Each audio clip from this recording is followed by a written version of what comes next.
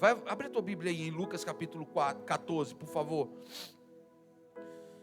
Lucas capítulo 14. Lucas 14.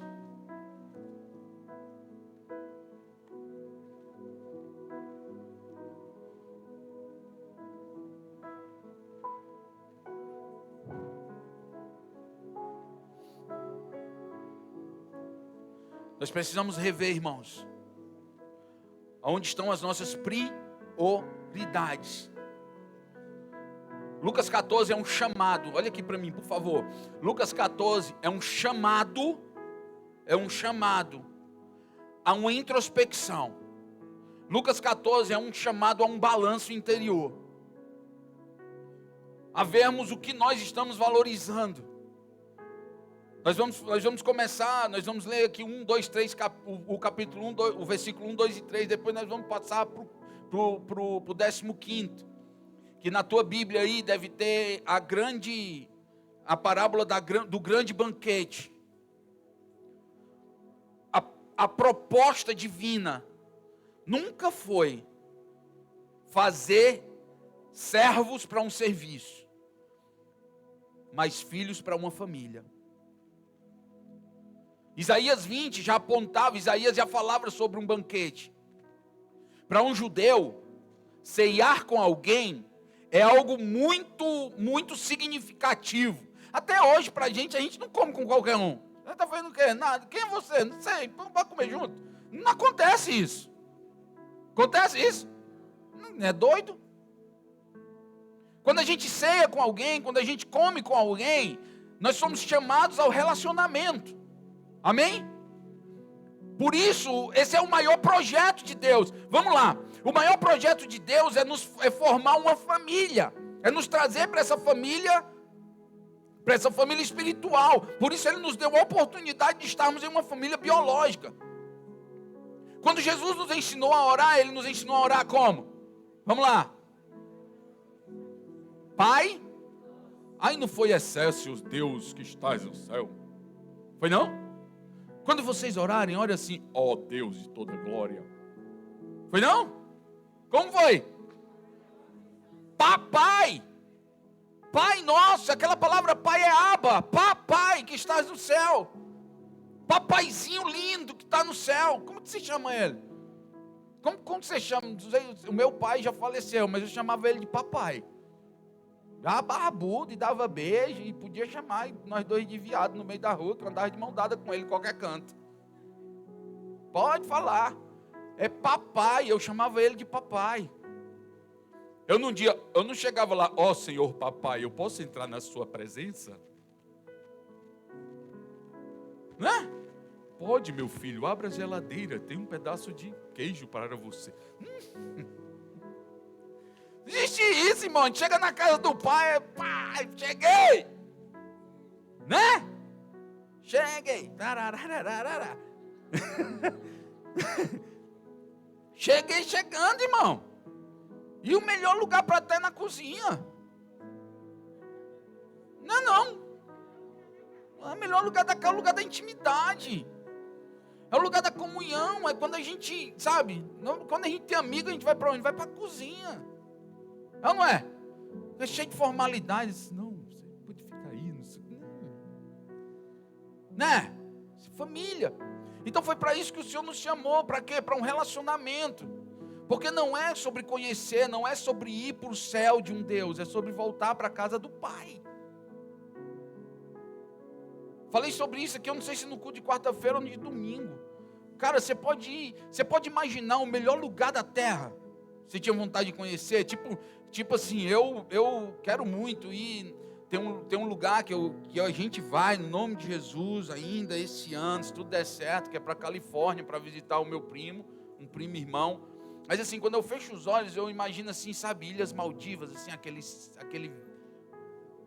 mar, assim, verdinho, de meu Deus. Eu tenho medo de ver um tubarão, assim, é uma espécie, né, de medo e felicidade e tal. Mas esse é um lugar que eu queria ir. Mas você já pensou se ser colocado num lugar desse, sem entender de nada, sem entender da língua, sem entender de nada, você chega lá mais perdido que cachorro quando cai de caminhão de mudança. Você fica assim, já acho que eu estou fazendo aqui, onde é isso, onde é aquilo? Era a mesma coisa se a gente chegasse no céu de um Deus que a gente não conhecia Ele. Por isso o Senhor nos chamou para uma família. Ele disse, não se turbe o vosso coração, porque na casa do meu Pai há muitas moradas. Então não é sobre ir para o céu de Deus, é sobre voltar para a casa do papai. Por isso o cristianismo não é sobre nós conhecermos Deus através de uma atividade. É sobre conhecermos um Pai através de um relacionamento. É sobre nos relacionar com Ele. É ter um Pai. Um papai lindo, amado, que nunca te abandonou. Amém? Então Ele nos chamou para uma família. O tema do próximo ano, de 2022, o tema da nossa igreja é uma igreja família. E é sobre isso que nós vamos falar passar o ano todo trabalhando sobre isso. Amém? Mas vamos ler a Bíblia aqui, porque senão a galera que está nos visitando, às vezes, pastor, nem fala da Bíblia.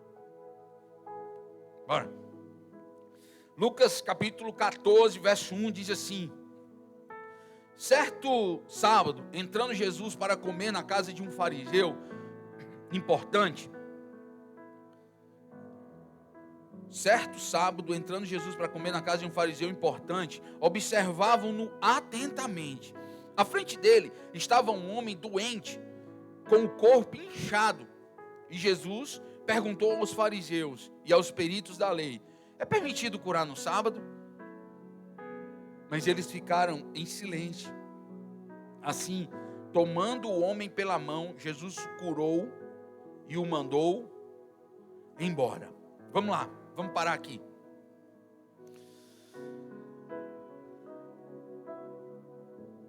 A menina dos olhos de Deus nessa terra é Israel. Há um Deus levantou aquela nação como sua. Do nada, Israel não existia. Deus levantou Israel, certo? Biblicamente, eu quero te mostrar aqui, biblicamente e espiritualmente, que eu entendo aqui muitas coisas só nesse versículo, mas eu quero compartilhar só duas com você. Primeiro, era sábado. Sábado para um judeu é um dia especial. É um dia especial, né? Quando eu já tive a honra, a oportunidade de ir em Israel, e nós vamos formar uma caravana aqui para irmos juntos. Amém? E eu me lembro que a gente chegou lá numa sexta-feira, salvo engano, era numa sexta-feira, e era de tarde. 18 horas, eu me lembro como se fosse hoje, 18 horas, o motorista parou, tudo parou, pum. Aí tocou era tipo uma trombeta assim, né? Aí todos os carros pararam, tudo parou. Shabat, a partir de 18 horas. Você procura o que comer, algum canto aberto, zero. Ninguém faz nada. Era sábado, e Jesus, sábado, há 2021 anos atrás, e Jesus entra na casa de um líder dos fariseus, de um homem importante do farisaísmo. O que eram os fariseus? Eles eram não um partido, mas, como que eu posso dizer, meu Deus? É um grupo de pessoas importantes no cunho religioso. Eles tinham o papel de interpretar a Bíblia, de interpretar a Torá na época, de interpretar o Pentateuco, os 5 primeiros livros da Bíblia, né, as leis mosaicas de Moisés, e entregar para aquele povo. Eles tinham a obrigação de transformar a letra em vida. É aquilo que nós temos a obrigação de fazer hoje como filhos. Porque é o que eu mais digo aqui, que não é sobre o tanto de Bíblia que eu sei, mas é sobre o tanto de Bíblia que eu pratico. Nós precisamos praticar a Bíblia mais do que conhecer dela. Nós precisamos viver a palavra de Deus. Nós precisamos ser a palavra de Deus personificada, porque o verbo se fez carne, João 1, o verbo se fez carne e habitou entre nós. Jesus se fez carne e habitou entre nós. A palavra se fez carne e habitou entre nós. Então Ele nos deixou algo pedagógico. Nós precisamos ser a palavra que anda. Sabe? Quando Jesus entra na casa dos fariseus, Ele me ensina algo. Ele diz: eu não faço acepção de pessoas. Jesus, ele tinha uma fama de comilão e beberrão. Era a reputação dele. Ele não ligava muito para a reputação. Ele ligava para o caráter. Ele tinha um caráter ilibado. Mas a reputação dele para os fariseus era que ele era comilão e beberrão, que ele só andava com quem não prestava. Ele andava com as prostitutas, ele andava com os cobradores de impostos, ele andava como é que eu posso dizer, meu Deus? Com o resto daquilo que não prestava para o judaísmo. Quem não prestava, Jesus abraçava. E isso não encaixava no padrão farisaico. Isso não encaixava no padrão de religião. Por isso, até hoje, existem muitos judeus esperando o Messias. Por quê? Porque não encaixa no perfil, não encaixa no padrão deles. Nós temos a mania de formar um Jesus. A gente pode muito bem falar dos judeus e dizer: caramba, como é que esses caras fazem isso? Mas nós formamos um Jesus para nós mesmos. É difícil a gente acreditar no Jesus da Bíblia. Como assim, pastor? Ai, como é que pode? Eu estou sofrendo tanto, eu acho que Jesus me esqueceu. Nunca ele te esqueceu. Às vezes nós formamos um Jesus para a gente pinta um Jesus e quer que ele se enquadre às nossas vidas. A gente quer converter Jesus às nossas necessidades, a verdade é essa. A gente quer converter Jesus às nossas vidas. A gente não quer converter a nossa vida ao Cristo, ao ressurreto. Então Jesus, ele nunca fez acepção de pessoas. Nunca, nunca. E o primeiro ponto que eu coloquei aqui na ministração foi: ei, eu não faço parte da paisagem. Olha aqui. Ele entra na reunião no sábado na casa de um fariseu. A galera vai tomando lugar à mesa. Havia uma mesa posta. E dentro desse ambiente havia um cara que tinha problema de retenção de líquido. Ele estava muito inchado. Muito inchado. A Bíblia, nem a minha nem a sua, fala quanto tempo esse cara passou assim.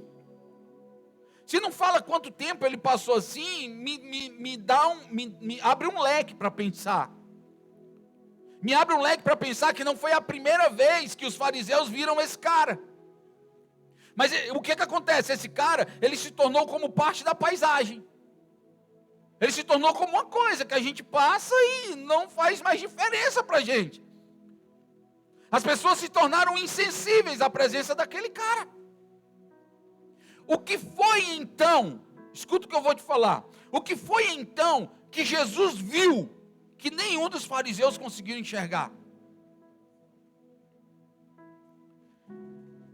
Jesus não viu um doente, Jesus viu um filho. Jesus viu um coração, Jesus viu um pai, Jesus viu um irmão, Jesus viu um homem, viu um ser, viu um homem, viu um ser humano. Eu quero perguntar para você, cara, o que nós temos visto? Nós temos visto o bêbado, nós temos visto o empregado, nós temos visto o empregador. O que nós temos visto? Eu vou fazer uma pergunta para você. Se Jesus olhasse, se Jesus pudesse enxergar a vida através dos seus olhos, escuta, se Jesus pudesse enxergar a vida através dos seus olhos, como ele iria enxergar a tua família? Como ele iria enxergar o teu casamento? Como ele iria enxergar o teu ambiente de trabalho? Como? Como ele iria enxergar os teus amigos? Como ele iria enxergar? Se Jesus agora pudesse ver a vida através de você, qual seria? Como seria? Irmãos, não basta, não se trata de ter uma vista boa, nós precisamos ter uma visão boa. Não se trata simplesmente de enxergar com os olhos, mas de ver com o coração. Jesus, ele conseguiu ver além do que aqueles caras da religião pôde ver. Ele conseguiu ver alguém, um filho que estava necessitando de algo. E ele perguntou aos fariseus, ele disse: é lícito curar no sábado? Tipo assim, eu posso fazer alguma coisa por esse cara? O que está no coração de vocês? Porque esse cara está sofrendo aqui. E se vocês se juntassem para talvez levar esse cara no médico, teria resolvido. Mas ele se tornou como uma árvore, como alguém que faz parte da paisagem. Aquelas pessoas estavam olhando aquele homem como coisa e não como pessoa. Em Marcos capítulo 8, estava conversando com o Isaac, a gente meditando sobre a palavra, agora no intervalo de um culto para o outro. Eu já preguei sobre isso aqui algumas vezes. Eu acho que é em Marcos capítulo 8, você vai ver Jesus curando um cego em Betsaida. Jesus cura aquele cego, ele passa a mão nos olhos daquele cego, e ele diz: o que é que você está vendo? E ele diz assim: eu vejo homens como árvores que andam. Ele poderia muito bem dizer: não, está top, quem não via nada agora está vendo ao menos o homem como árvore, está legal. O árvore como homem, tá bom. Mas não, ele disse: não, cara, não está bem. Ali foi muito pedagógico. Jesus poderia ter feito aquele milagre de primeira, mas ele me ensinou algo. Por quê? Porque todo milagre de Jesus é pedagógico. Ele não era curandeiro, ele não era milagreiro. Todo milagre ele queria nos ensinar algo. Por isso ele pergunta para aqueles caras: é lícito? Eu posso curar no sábado? O que é que vocês acham? O que é que está dentro do coração de vocês? Quando ele pergunta para aquele homem, você consegue ver? Ele diz: eu vejo homens como árvores que andam. Ou seja, ele via homens como coisas. E essa é a desgraça da nossa época. É o quê? É ver as pessoas como uma oportunidade. É ver as pessoas como uma coisa, como uma possibilidade de crescimento, como uma possibilidade de enriquecimento. Coisas são usáveis, pessoas são amadas. Eu amo pessoas, eu uso coisas. Essa precisa ser a ordem natural das nossas vidas. Parece, irmão, a gente está vivendo uma época tão doida, que isso parece coisa utópica, que isso parece uma coisa surreal, algo que é fora da casinha. Porque a gente está deixando, a gente está deixando ser modelado pela cultura, por essa cultura, como que eu falo, meu Deus do céu? Com essa cultura de insensibilidade, cara. Nós estamos insensíveis com o próximo. E pessoas são pessoas, irmãos. O maior número quantitativo, eu estou falando quantitativo, o maior número de milagres que foi feito na palavra foi a cura de cegueira. Cura de cegueira. Será que isso não é pedagógico? Será que Jesus não está querendo nos ensinar algo com isso? Nós precisamos voltar a ver, mas ver como? Ver como Jesus. Não é o bêbado, é um pai de família. Não é a faxineira, é uma mãe. A gente tem que parar de caracterizar as pessoas pela profissão delas, ou pelo pecado delas, ou pelo erro delas, ou pelos acertos delas. Você e eu não somos nem os nossos erros e nem os nossos acertos. Nós somos o que a Bíblia diz que nós somos. Jesus nunca chamou ninguém pensando em ser beneficiado. Nunca. Tanto é que ele inaugura o céu com um ladrão. Jesus inaugura o céu com um cara que estava sendo crucificado junto com ele, irmão. Então nós precisamos rever quais são as nossas prioridades. O quanto nós temos investido em coisas e o quanto nós temos investido em pessoas. Porque os olhos só são abertos com o partir do pão, irmão. E Jesus, como podia ser uma ceia hoje. Quando Jesus pega o pão, ele disse: esse é o meu corpo, que é dado em favor de vocês. Aí ele pega o pão e fala o quê? No meio. É ou não é assim? E quem é o corpo de Cristo? Somos nós. Eu e você. Então o que é que Jesus estava nos ensinando ali? Nós somos esse pão partido. Nós somos o alimento. Nós não somos os que comem e bebem. Nós somos o pão da mesa. Nós somos o Cristo. Cristãos, pequenos cristos nessa terra. Nós somos esse pão partido para alimentar alguém. Nós somos cristãos? Então nós precisamos ser esse alimento, esse pão partido para alguém. Amém, irmãos? É fácil? Se fosse fácil, o nome era Nissim Miojo. Não era cristianismo, não. 3 minutos está pronto. A gente está levando uma vida todinha para estar preparado. Ai.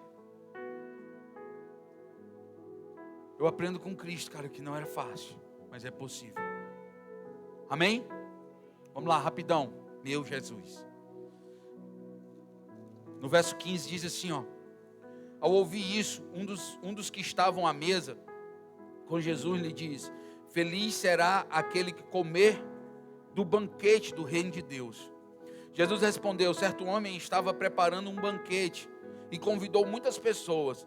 Na hora de começar, enviou o seu servo para dizer aos que haviam sido convidados: venham, pois tudo está pronto. Venham, pois tudo está pronto. Mas eles começaram um por um a apresentar desculpas. O primeiro disse: acabei de comprar uma propriedade, preciso vê-la.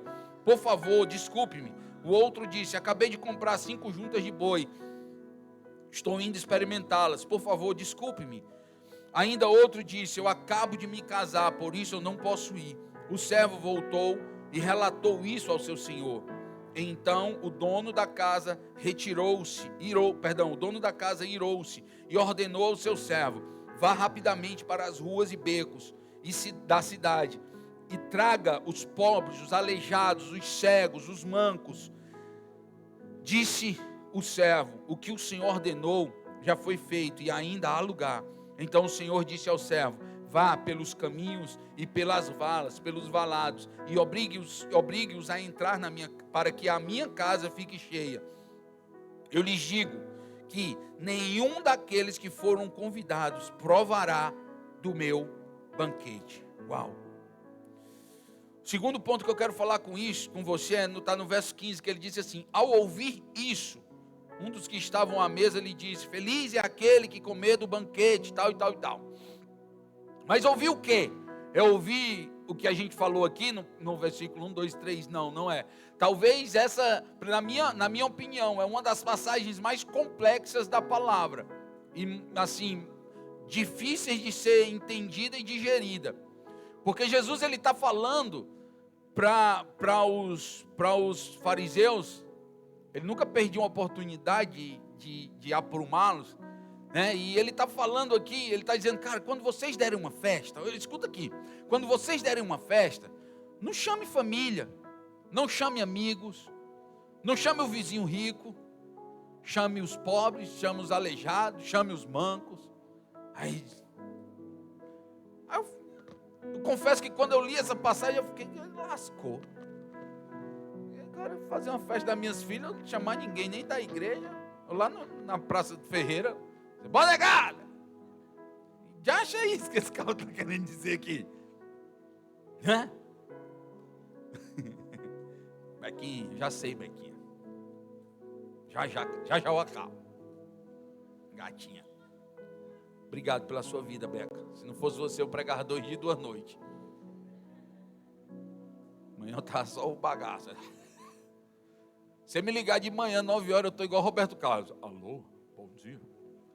Aí volta para cá, irmão. Onde é que eu estava aqui, meu Deus do céu? Na festa. Na festa. Estava na festa. Sim. Aí ele chama. Peraí, vamos lá. Vou voltar. Sou ruim, irmão. E eu acho top demais isso, porque fala da minha humanidade. Sabe? Eu acho muito top. Ó, nem tem asa nascendo aqui, ó. Nós somos homens, eu e você. Ó, não tem cueca por cima das calças, não é super-homem não, nem Mulher Maravilha. Nós somos falhos. E eu amo falhar. Que isso fala da minha humanidade, fala de mim e de você. E a gente tenta aprimorar. E a gente cresce para poder ir. Agora eu vou tentando lembrar na minha mente, quando eu falo com vocês, do que eu estava falando. E isso exercita a minha mente. Aleluia, glória a Deus. Eu estava falando da festa. O que Jesus estava falando? Ele disse: cara, vocês não chamem essas pessoas. Ele não estava falando no literal. Escuta o que eu vou te falar agora, porque pode virar uma chave para você. O Tiago, meu irmão, se ele fosse, vamos lá, vai ter o aniversário, eu estou aqui, estou idealizando aqui, eu estou conjecturando algo, certo? Vai ter o aniversário do Levi, meu sobrinho. Tu acha Que eu vou chegar para o Tiago, vou perguntar: Tiago, eu estou convidado para ir para o aniversário do Levi? Um bala não. Aí já é. Eu já sei. Bequinha, foi você que pagou ele? Se eu fosse. Meu Deus. Você sabia que a minha masculinidade podia ser provada agora, né? Para cá, irmãos. Passei no teste. Ó.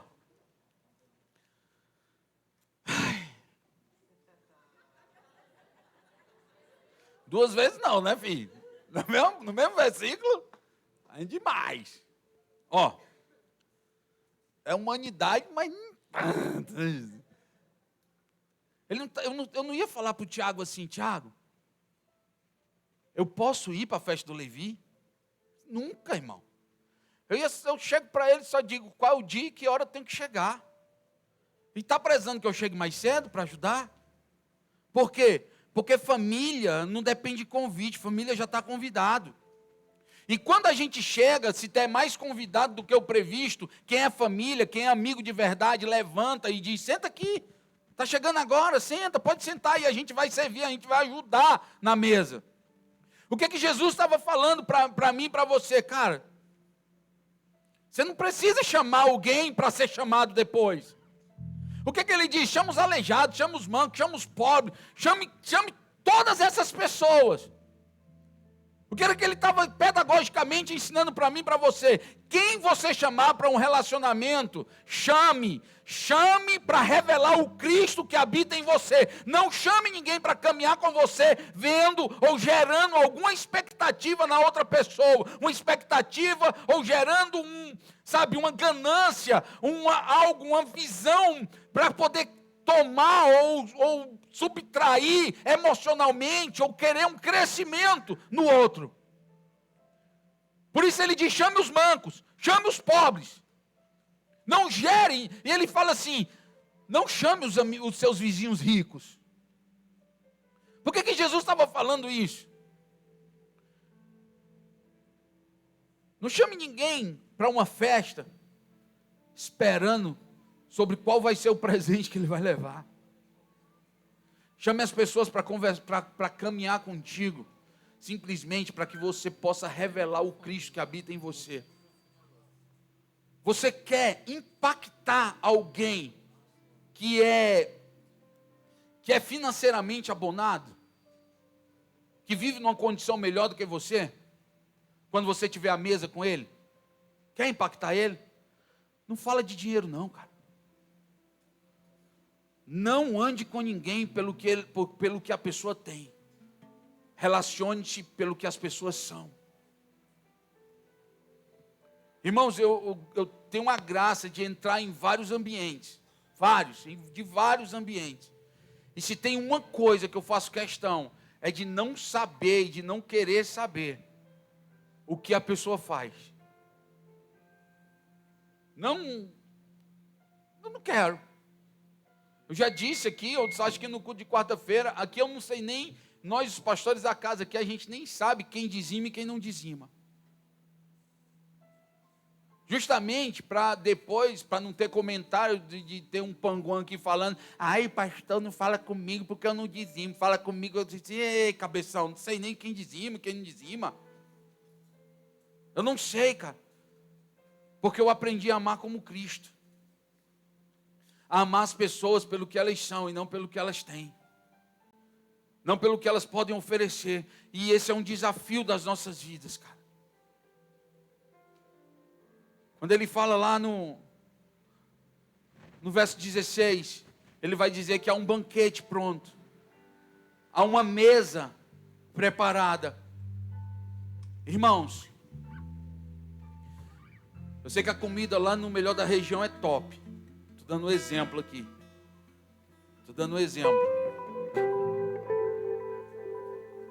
A comida é top. Mas eu não vou lá somente pela comida, eu vou pelo relacionamento. Porque em um ambiente de pessoas maduras, a comida ela não pode ser mais importante do que o relacionamento, do que a comunhão. Em um ambiente de pessoas maduras, a comida não pode ser mais importante do que a comunhão. Em um ambiente de pessoas maduras, a gente não pode olhar o outro como uma fonte de saciedade. A gente não pode olhar o outro como uma fonte para satisfazer as minhas vontades.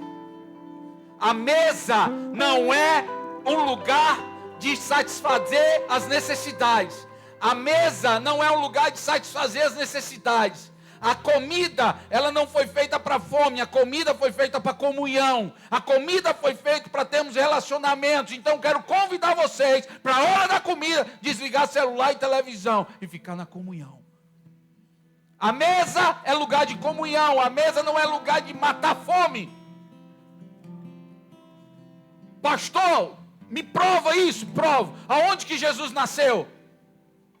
Aonde que Jesus foi colocado? Aonde que Jesus foi colocado, irmãos?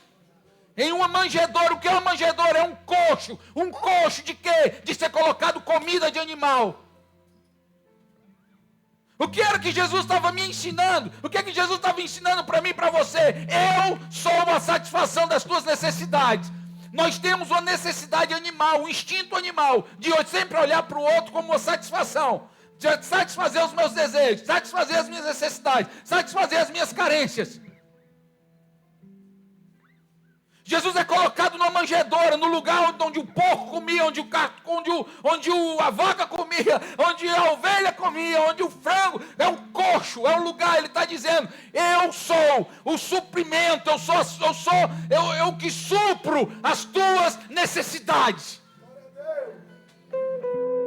Eu estou mudando, eu estou te dando a oportunidade de pensar mais, não só como o teu instinto animal, mas pensar a partir da terra, porque dentro de você foi feito, eu e você fomos feitos do pó da terra. Mas também Ele soprou nas nossas narinas aquilo que é da parte de Deus. Então nós precisamos parar de olhar para as pessoas, nós precisamos parar de olhar para as coisas, com o intuito de satisfação pessoal, porque como disse Salomão, tudo é vaidade. Você pode comprar o carro que for, o telefone que for, ter o dinheiro que for, no final você vai dizer, tudo é vaidade. Tudo é vaidade. Estou falando para você não ter não, tá, irmão? Tenha, por favor. Mas que Cristo seja a primazia de tudo que você tem, e não você. Tudo seja Cristo o centro. Que tudo, os teus desejos nasçam a partir de um pensamento cristocêntrico e não egocêntrico. Cristocêntrico. Que nós sejamos cristocêntricos e não egocêntricos. Amém? Glória a Deus. 3 personagens nessa palavra para a gente encerrar. Primeiro, o Senhor que manda chamar. O Senhor prepara um banquete.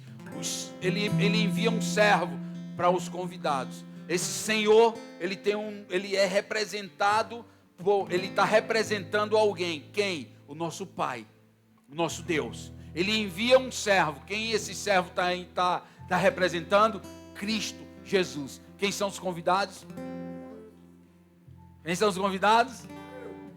Diga assim, eu sou o convidado. Eu sou o convidado. O banquete está pronto. Tudo, o que ele disse? Tudo está pronto. O que é que está pronto? O que é que está pronto, irmão? Algumas coisas estão prontas. O que é que está pronto? Tudo está pronto. O que é que Cristo está falando para mim e para você? Tudo está pronto. Nesse ambiente você já foi suprido de todas as suas necessidades, porque tudo está pronto. Porque você já foi abençoado com toda sorte de bênção nas regiões celestiais. Então tudo está pronto. Você vai ser suprido em tudo. E tudo que precisar acontecer para aperfeiçoar o teu caráter vai acontecer. E ponto. Se precisar de dor, vai vir dor. Se precisar de alegria, vai vir alegria. Se precisar de fartura, vai vir fartura. Se precisar de escassez, vai vir escassez.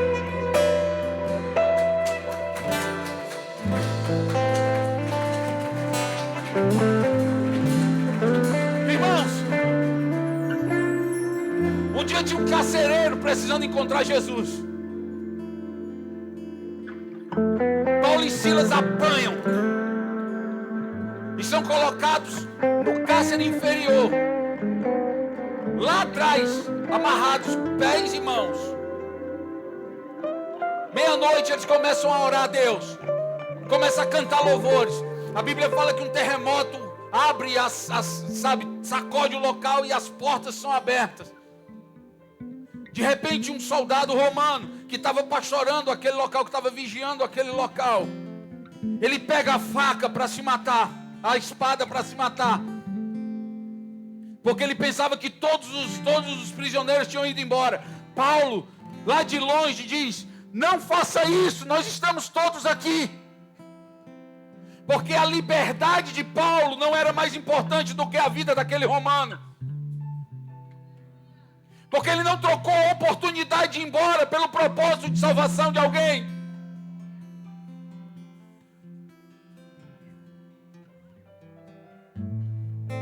Por que foi que Paulo foi para lá? Porque havia um irmão romano que estava precisando ter um encontro com Cristo. Por que você passa com algumas necessidades? Porque existe alguém precisando ter um encontro com você, um encontro com Cristo. Por que você vai para o hospital? Porque existe alguém no hospital que precisa ter um encontro com Cristo, através do Cristo que você carrega. Deus não perdeu o controle de nada. O problema é que a gente só sofre com problema, a gente não aprende com problema. Ai, está acontecendo um problema no meu casamento. O Senhor quer revelar algo para você, cara. O Senhor está te levando para determinados locais para que você revele o Cristo para a vida das pessoas. E não se vitimize e nem olhe para as pessoas como um, sabe, não se vitimize, não seja um coitado ou uma coitada. Você carrega o Cristo dentro do seu coração. Há um banquete onde tudo está pronto, onde todas as suas necessidades foram supridas. O convite foi feito, a mesa está preparada. Ele diz: chamem todos. Para quê? Para encher a casa.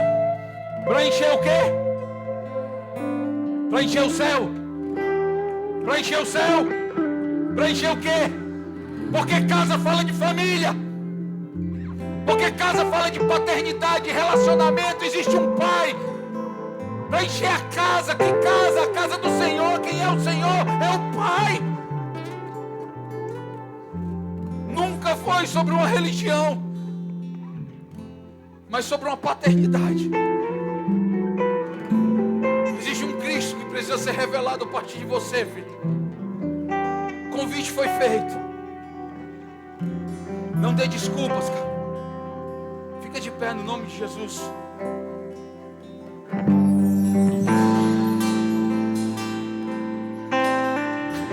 Escuta aqui, irmãos.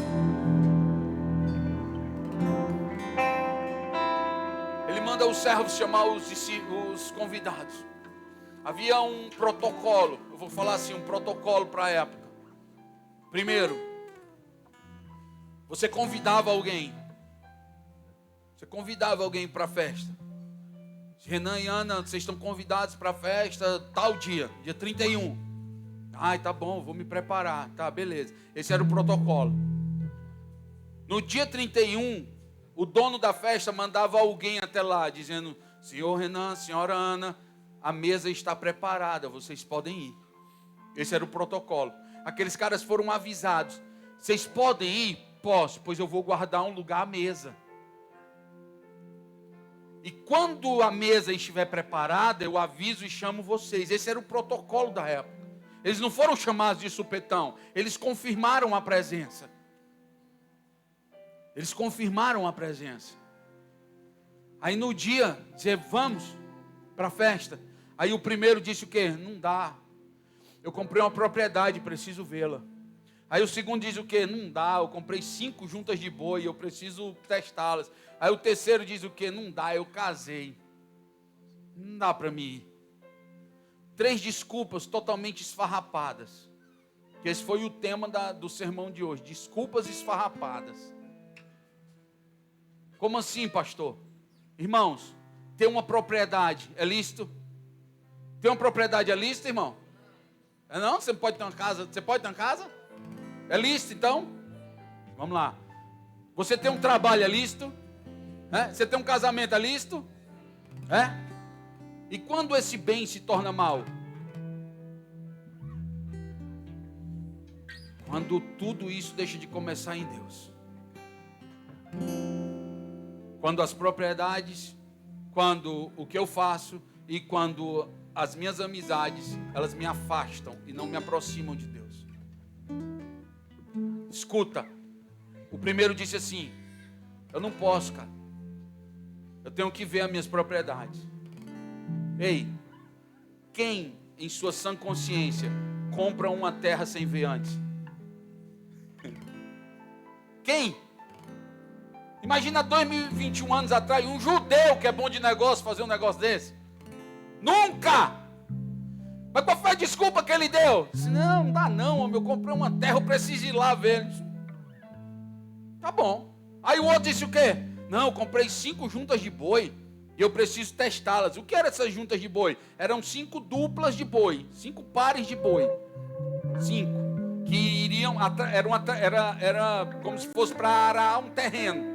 Era tração animal, eles iam trabalhar juntos. E olha a desculpa que esse cara deu. Disse, não pode, cara. Por que não pode? Porque eu vou testar minhas 5 juntas de boi. Quem é que já comprou um carro sem testar antes? Sem fazer um test drive, sem ver como é que está a suspensão? Quem?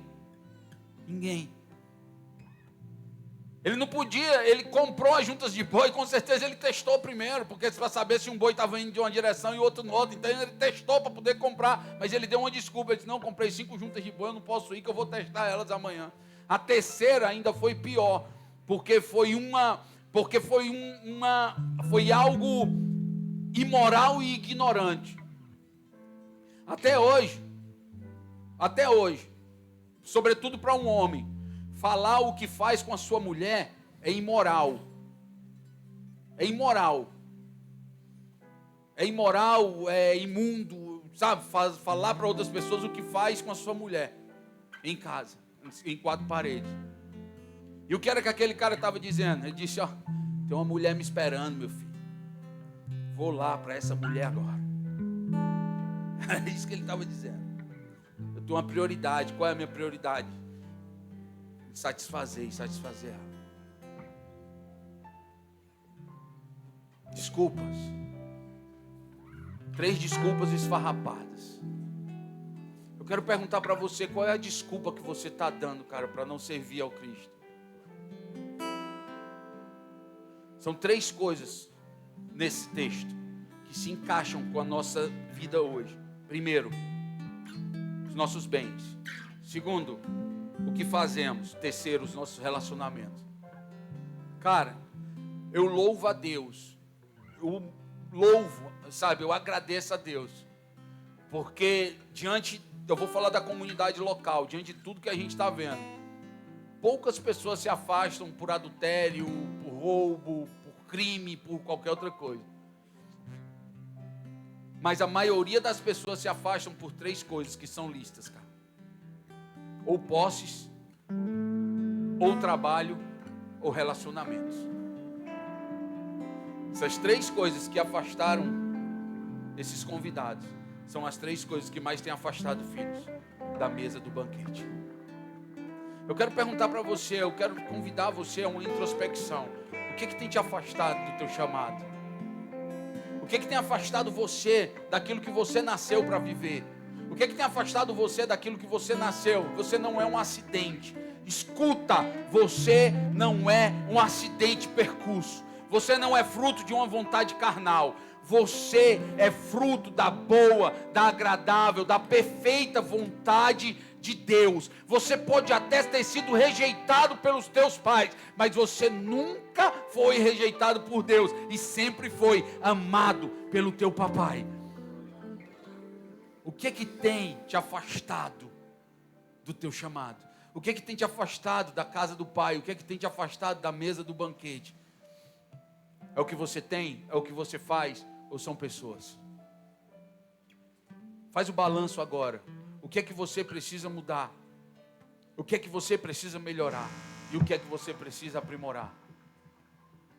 Não tem nenhuma criança aqui em pé que não seja capaz, não tem nenhum ser humano aqui que não seja capaz de pensar nessas 3 perguntas agora. O que é que tem te atrapalhado nessa pergunta? O que é que tem te atrapalhado? O que é que tem te afastado da mesa do banquete, da casa do Pai, desse lugar de comunhão? É o que você tem? É o que você faz? Ou são as pessoas que você se relaciona? O que é que tem te afastado da mesa? O que é que tem te afastado do relacionamento? O que você tem? O que você faz? Ou as pessoas que você anda? Para um pouquinho para pensar. Porque agora é você e Deus. Sempre foi só você e Deus. Eu sou aqui só um instrumento para te acordar para algumas áreas. Para um pouquinho para pensar. Ore ao Senhor, baixe tua cabeça, feche seus olhos, em nome de Jesus. Converse com o teu papai.